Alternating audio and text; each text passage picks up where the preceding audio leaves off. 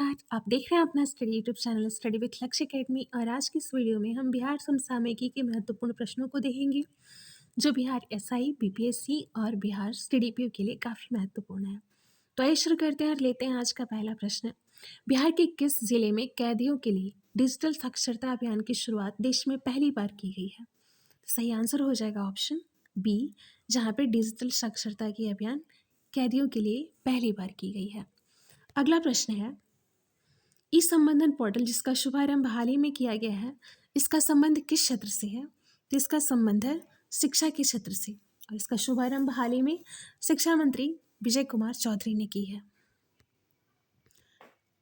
अगला प्रश्न है, किस जिले में बन रही नवीनगर पावर जनरेटिंग कंपनी की दूसरी यूनिट से 660 मेगावाट बिजली का उत्पादन शुरू हो गया है? इसका सही आंसर हो जाएगा ऑप्शन डी।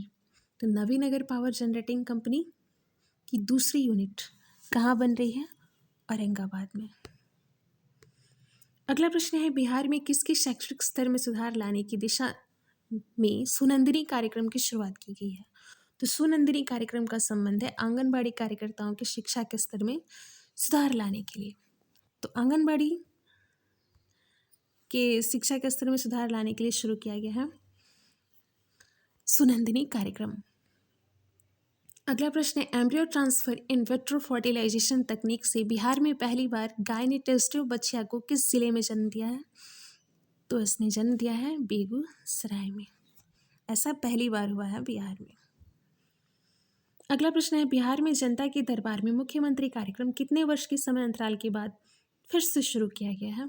तो ये शुरू हो रहा है 5 वर्षों के बाद, 2016 के बाद 2021 में। तो सही आंसर हो रहेगा ऑप्शन सी।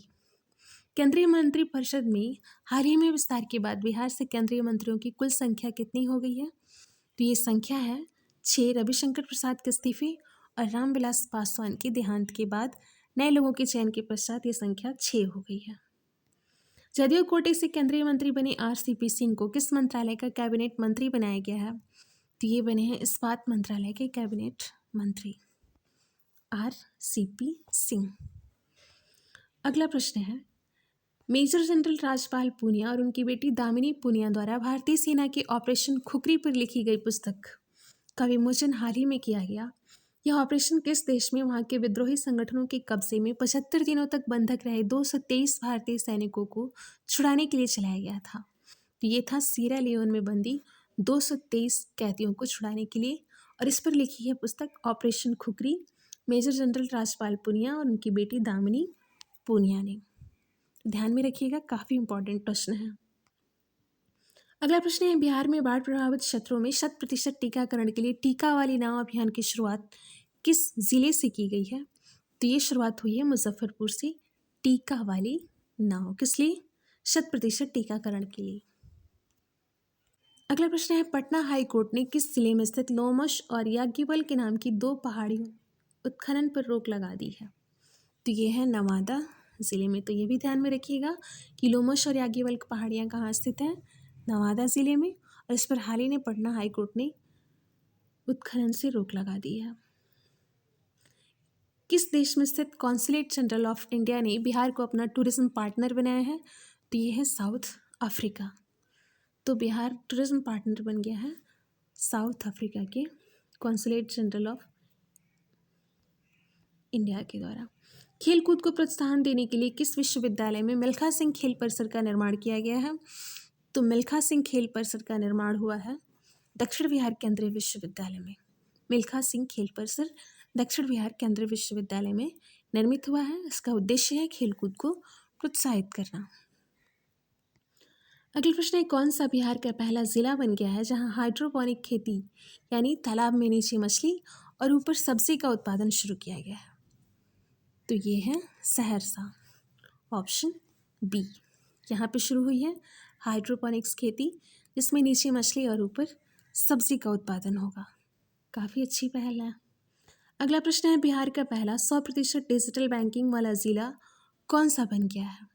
तो 100% डिजिटल बैंकिंग वाला ज़िला है Jahanabad. Option D is the right answer.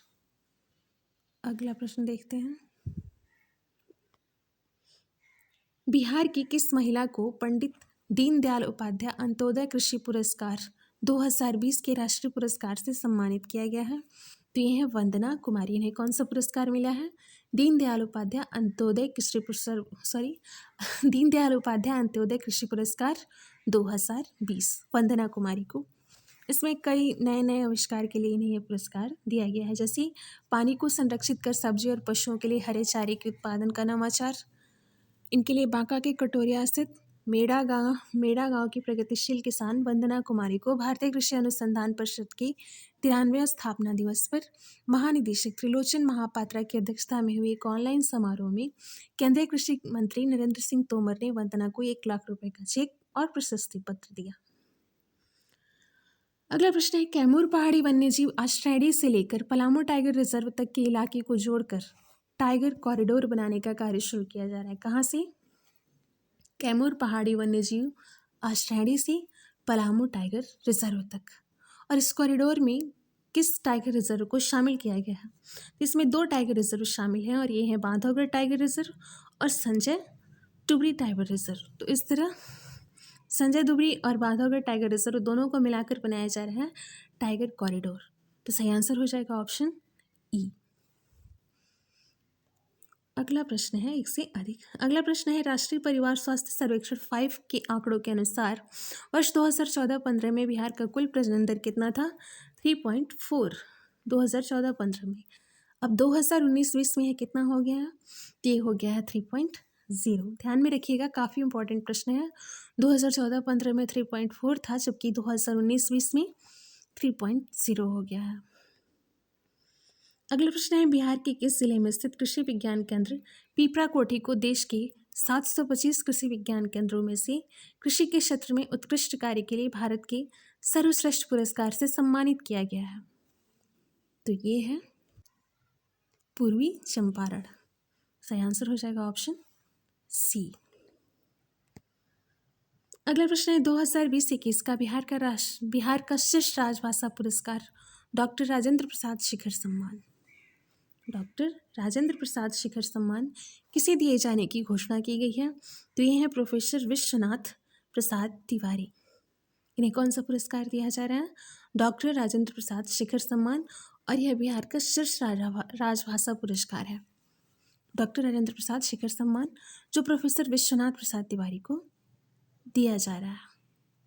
अगला प्रश्न है, बिहार की तीसरी चित्रकला भोजपुरी पेंटिंग पर आधारित कॉरिडोर की शुरुआत किस रेलवे स्टेशन से की गई? तो जैसा आपने सुना होगा मधुबनी पेंटिंग, लेकिन यहाँ पे है भोजपुरी पेंटिंग, जिसकी शुरुआत हो रही है छपरा जंक्शन से।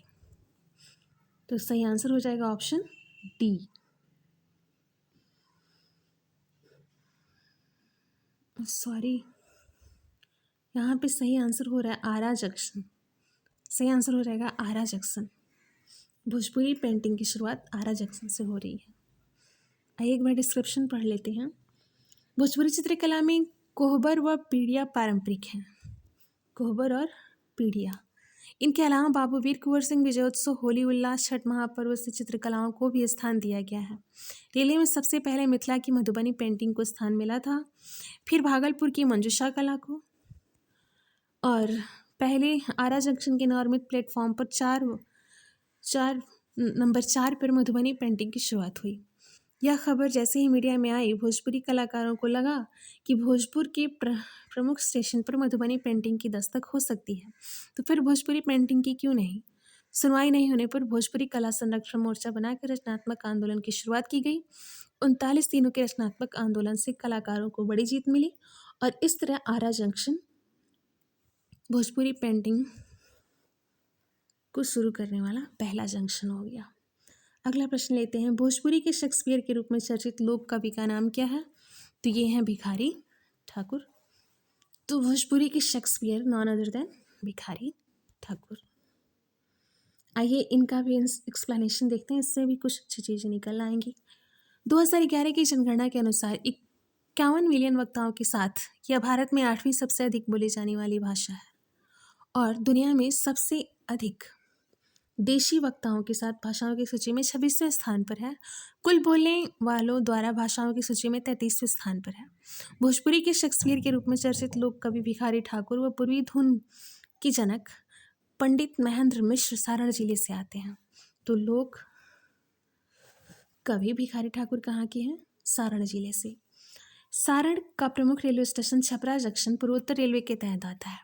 इस रेलवे के अंतर्गत यूपी के भी भोजपुरी भाषी प्रमुख रेलवे स्टेशन आते हैं।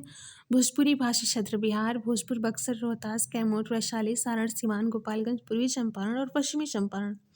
उत्तर प्रदेश में बलिया, वाराणसी, चंदौली, गोरखपुर, महाराजगंज, गाजीपुर, मिर्जापुर, मऊ, इलाहाबाद, जौनपुर, प्रतापगढ़, ये सभी प्रमुख जिले हैं जहाँ भोजपुरी बोली जाती है। जबकि झारखंड में पलामू और गढ़वा ऐसे जिले हैं जहाँ भोजपुरी बोली जाती है। तो इस तरह भोजपुरी के शेक्सपियर हैं भिखारी ठाकुर, जो सिवान या सारण जिले से आते हैं। अगला प्रश्न है, किस जिले में स्थित बिहार रेशम एवं वस्त्र संस्थान में 27 वर्षों के समय अंतराल के पश्चात फिर से सिल्क टेक्नोलॉजी में बीटेक कोर्स की पढ़ाई शुरू किए जाने की घोषणा की गई है? तो ये है भागलपुर। तो 27 वर्षों के बाद फिर से सिल्क टेक्नोलॉजी में बीटेक कोर्स की पढ़ाई शुरू किए जाने की घोषणा भागलपुर में की गई है। अगला प्रश्न है, बिहार का एग्रीकल्चर एक्सपोर्ट 2008 में 3 करोड़ रुपए से बढ़कर वर्ष 2020 में कितना हो गया है? तो काफ़ी इंपॉर्टेंट क्वेश्चन है और सही आंसर हो जाएगा 2817 करोड़। तो 2008 में कितना था? 3 करोड़, और 2020 में कितना हो गया? 2817 करोड़। कृषि उत्पादों के निर्यात के लिए बिहार का पहला इनलैंड कंटेनर डिपो कहाँ बनाया जाएगा? क्या है ये? Inland container depot. इसलिए कृषि उत्पादों के निर्यात के लिए कहाँ बन रहा है? फतुहा में। तो सही आंसर हो जाएगा option B, inland container depot Fatuha में बनाया जा रहा है।